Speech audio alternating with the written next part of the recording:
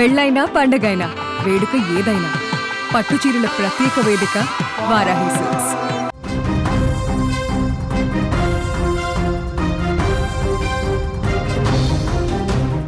Narsampet depot వద్ద ఉద్రిక్తత కొనసాగుతోంది. తమ సమస్యలు పరిష్కరించాలని కోరుతూ ఆర్టీసీ డ్రైవర్ శంకర్ గౌడ్ ఆత్మహత్య యత్నానికి ప్రయత్నించారు. ఒంటిపై పెట్రోల్ పోసుకుని నిప్పంటించుకున్నారు. అప్రమత్తమైన తోటి ఆర్టీసీ కార్మికులు డ్రైవర్ శంకర్ కు అంటుకున్న మంటల్ని ఆర్పేశారు. అత్యవసర చికిత్స నిమిత్తం ఆసుపత్రికి తరలించారు. ప్రస్తుతం శంకర్ పరిస్థితి విషమంగా ఉన్నట్లు తెలుస్తోంది. తెలంగాణలో ఆర్టీసీ కార్మికుల సమ్మె ఉద్రిక్తతకు దారితీస్తోంది. తమ డిమాండ్లు నెరవేరాలని ప్రభుత్వాన్ని కోరుతూ 2 రోజులుగా సమ్మె చేస్తున్నారు. ప్రభుత్వానికి ఆర్టీసీ జేఏసీ నేతల మధ్య చర్చలు జరుగుతున్నాయి. అయితే ఈ చర్చల్లో పురోగతి కనిపించలేదు.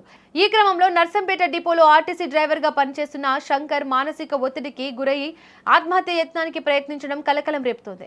ఇక ఘటనకు సంబంధించి మరింత సమాచారాన్ని మా రిపోర్టర్ మధు అందిస్తారు.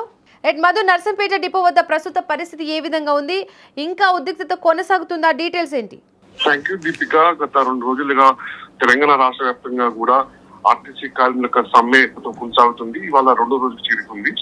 ఆర్టీసీ ఉద్యోగుల సమస్యలు పరిష్కరించాలంటూ పెట్రోల్ పోసుకొని ఒక నర్సంపేట వరంగల్ జిల్లా నర్సంపేట చెందినటువంటి శంకర్ గౌడ్ అనే ఒక డ్రైవర్ మాత్రం దీనికి పెట్రోల్ పోసుకొని ఆత్మహత్యకి పాల్పడారు. పోసుకోవడంతో మొత్తం అంటే సమస్యలు కులికి రావటం లేదని చెప్పేసి తన ఒక ఆలయంతో ఇలా పెట్రోల్ పోసుకొని చెప్పారు మనకు తెలుస్తుంది. అయితే ఈ విషయం మాత్రం జిల్లాలో సంచలనం చోటేసుకుందని చెప్పవచ్చు. అయితే ముఖ్యంగా నర్సంపేట ఆర్టీసీ డిపోలో పనిచేస్తున్నటువంటి డ్రైవర్ శంకర్ తమ సమస్యలను ప్రభుత్వం పరిష్కరించాలని డిమాండ్ చేస్తూ ఆత్మహత్యకు పాల్పడ్డాడు. అయితే ఉదయం నుంచి వచ్చి అందరితో మాట్లాడుకుంటా తను సరదాగా మాట్లాడుకుంటా వచ్చి సమ్మెలో పాల్గొన్నాడు. ప్రభుత్వం మన సమ్మెల్ని పరిష్కరిస్తున్నారా, పరిష్కరించకపోతే మన సమస్య ఏ విధంగా ఉంటుందని చెప్పేసి వాటి చుట్టుపక్కల కార్మికులతో కానీ ఆర్టీసీ డ్రైవర్తో కానీ మాట్లాడేందుకు తెలుస్తుంది. మొత్తానికైతే ఈ సమ్మె నేపథ్యంలో డిమాండ్ పరిష్కారం అయితే అని చెప్పేసి ఒక మనవేదన గురై కూడా పెట్రోల్ పోసుకుని ఆత్మహత్యకి పాల్పడ్డట్టు తెలుస్తుంది. వెంటనే పక్కన డ్రైవర్ శంకర్ గౌడ్ ఆరోగ్య పరిస్థితిపై తాజా అప్డేట్స్ ఏంటి? తీవ్ర గాయాలైన శంకర్ గౌడ్ ని వెంటనే చికిత్స నిమిత్తమైతే వరంగల్లోని ఆసుపత్రికి తరలించారు. ప్రస్తుతం ఆయన వైద్యం చికిత్స అందిస్తున్నట్టు తెలుస్తుంది.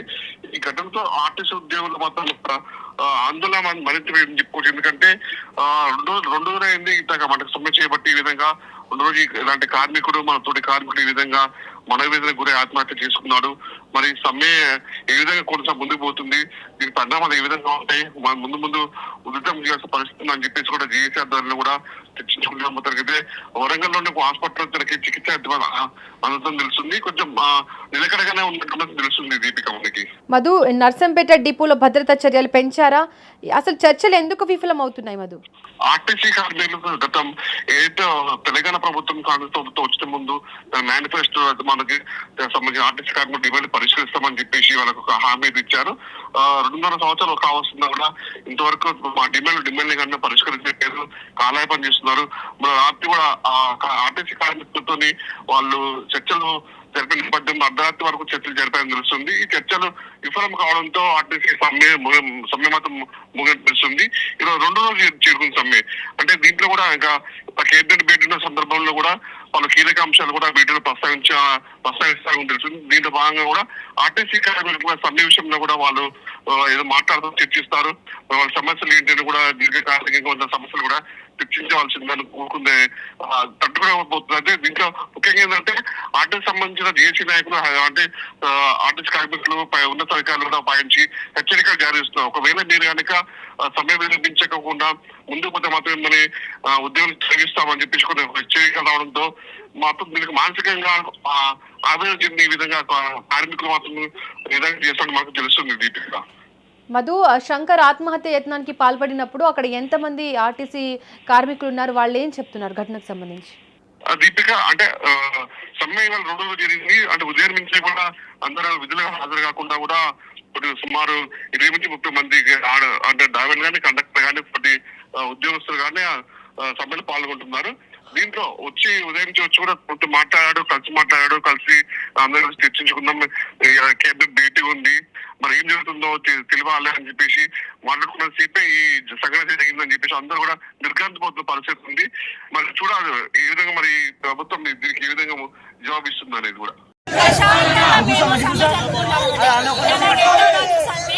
సమ్మెలో భాగంగా మా డిపో మేనేజర్ గారు నైపుణ్యం లేనటువంటి డ్రైవర్లను ఎలాంటి శిక్షణ లేనటువంటి కండక్టర్లను ఇవాళ బస్సులు బయటికి పంపించి సమ్మె విచ్ఛిన్నం చేయడానికి కారణమైనటువంటి మా డిఎం ప్రచుర లక్ష్మి గారు చేసిన వాటికి ఇవాళ మా డ్రైవర్ మనస్తాపానికి గురయ్యి ఆత్మహత్యకు ప్రయత్నించండి. ఆయన 80 నుంచి 90% మొత్తం గాయాల పాలైందండి. ఇప్పుడు ఆయన కుటుంబానికి ఆదుకునేది ఎవరు? మా కార్మికులను కాపాడారు. మేము గవర్నమెంట్ కోరుకునేది మేము కొంతమ్మ కోరికలు కోరుకోలేదు. వాళ్ళు మాకు అమలు చేస్తున్నటువంటి వాగ్దానాలను మేము కోరుకుంటాము. అవి మా ప్రభుత్వంలో యూనియనమో పిఆర్సీలో యూనియన్లు మాకు కావాలని మేము న్యాయమైన కోరికలు కోరుకుంటాము. ప్రైవేటీకరణను రద్దు చేయాలంటున్నాము.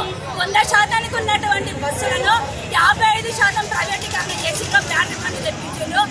మా డ్రైవర్ నిన్నటి నుండి ఆయన మనస్తాపానికి గురయ్యి ఒకళ్ళ ఆత్మహత్యకు పాల్పడిందండి. దీనికి అంతటికి కారణము మా డిపో మేనేజర్ ప్రచుర లక్ష్మి గారంటే మమ్మల్ని రోడ్లు ఎక్కించింది.